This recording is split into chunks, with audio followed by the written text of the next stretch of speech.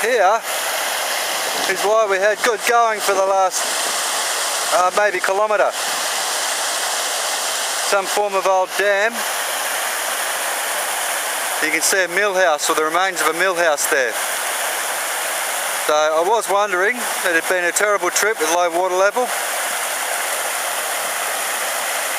Even like it is, probably be quite fun going down there, but it's not worth spilling over and banging my head when I'm out here alone, and I don't know how long it continues like that, so I'm probably going to have to drag it down by hand. So it winds up quite tranquil again afterwards.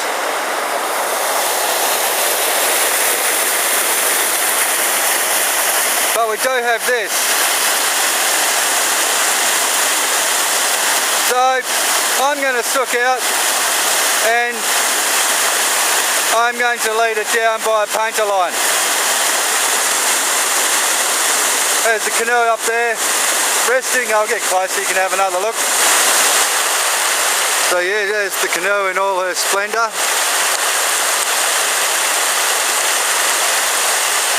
With the comfy little back cushion that I made, because yeah, leaning on that inside for, well, I think I was doing some 3 or 4 hour trips and my back got very sore, so I glued together some PVC pipe with close self foam, sewed up some Kajura nylon to go over it. It is too wide and too high. You only know this by trying things out. Okay, so when I was a little boy, there's lots of things that a sensible, useful, prepared young boy, Boy Scout style, always carried on him in his pockets. Amongst them were things like matches, safety pins. Consistently, every time I heard these kinds of lists, they mentioned string. Always go on about carry cordage.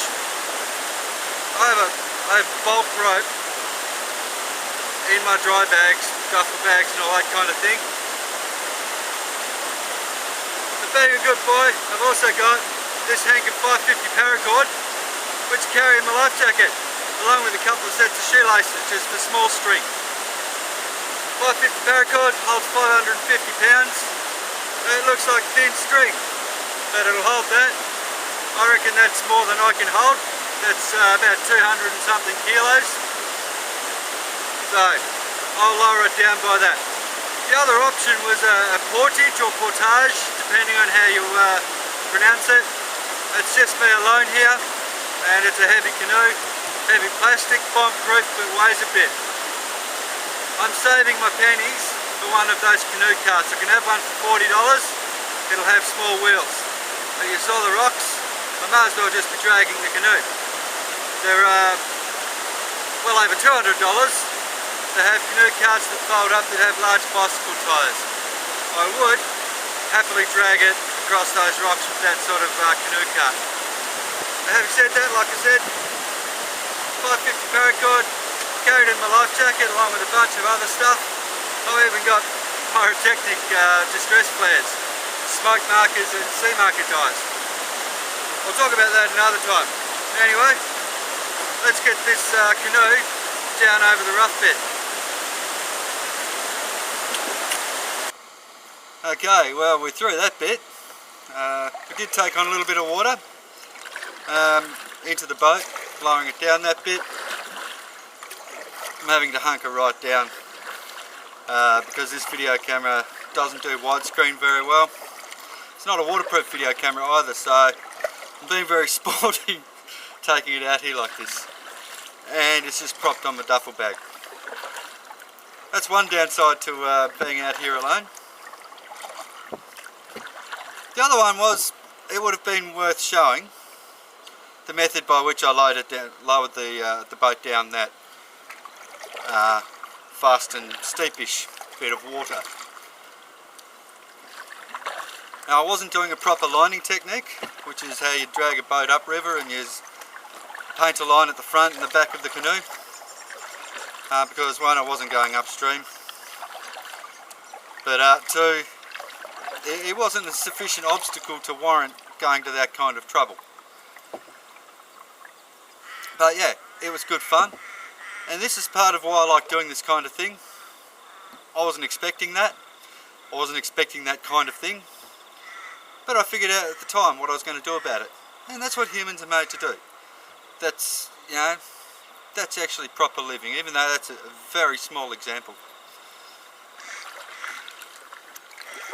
But we're a long way from a road right now, and if I'd not figured out a way, well, I would have had a long walk dragging the canoe. You can't see from here, but after that fast bit of water, it was quite narrow and rocky on both sides, almost like a deliberate channel.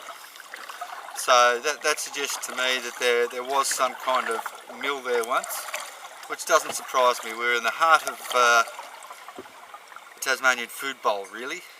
South about 100 kilometres to a place called Oatlands. North up to the coast, which is probably another 80 kilometres away.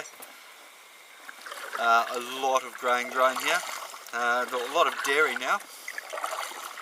Not so much as up in the northwest of the state, so 100 kilometres west of here. But again, it is beautiful, placid and tranquil.